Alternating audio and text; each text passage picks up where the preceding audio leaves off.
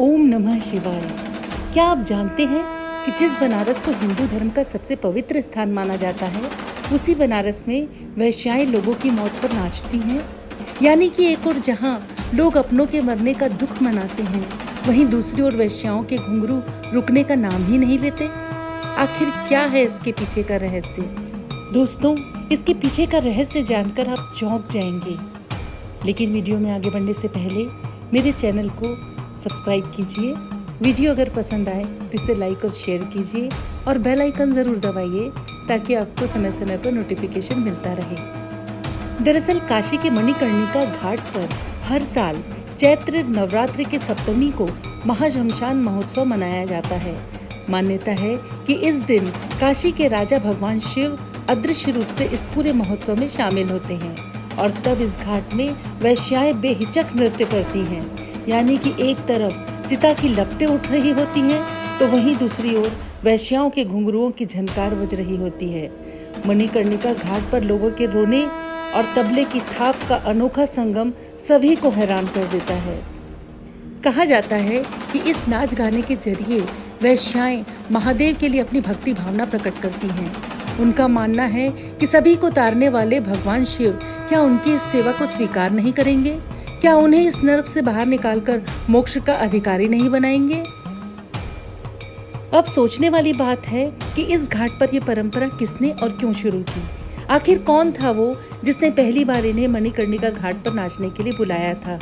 कि उस समय राजा मानसिंह आमेर के राजा हुआ करते थे और अकबर के 9 रत्नों में से भी एक माने जाते थे।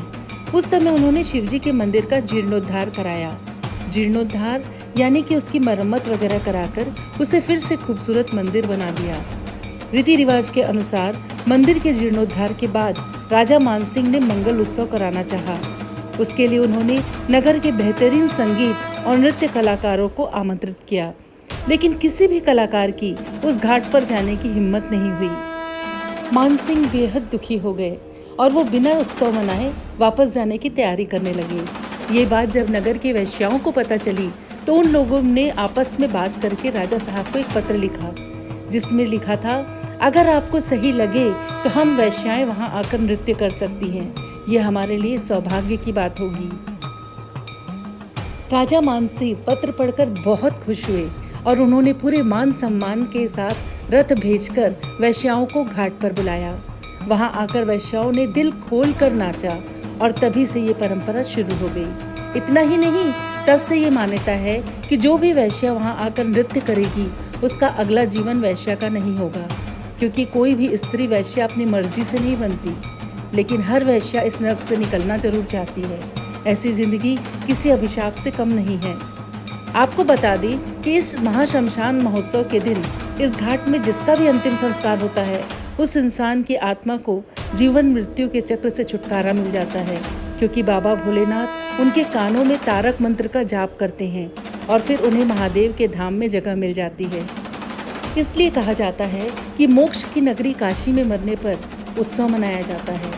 अब आपको मणिकर्णिका घाट से जुड़ी एक और रोचक बात बताते हैं। मान्यता है कि इसी घाट में माता सती के कानों का कुंडल गिरा था, इसलिए इसका नाम मणिकर्णिका पड़ा।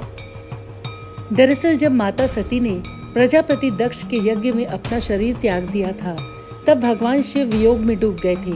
यही नहीं, वो इस दुख में इतना खो गए कि वो सती के उस जले हुए शरीर को छोड़ने तक के लिए तैयार नहीं थे। तब उन्हें सती के वियोग से बाहर लाने के लिए विष्णु जी ने अपने सुदर्शन चक्र से सती के शरीर के 52 टुकड़े कर दिए थे। मान्यता है कि ये 52 टुकड़े धरती पर जहाँ जहाँ गिरे वहाँ वहाँ शक्तिपीठ की स्थापना की गई और धरती में लोग आज भी इन शक्तिपीठों के दर्शन करके पुण्य की प्राप्ति करते हैं।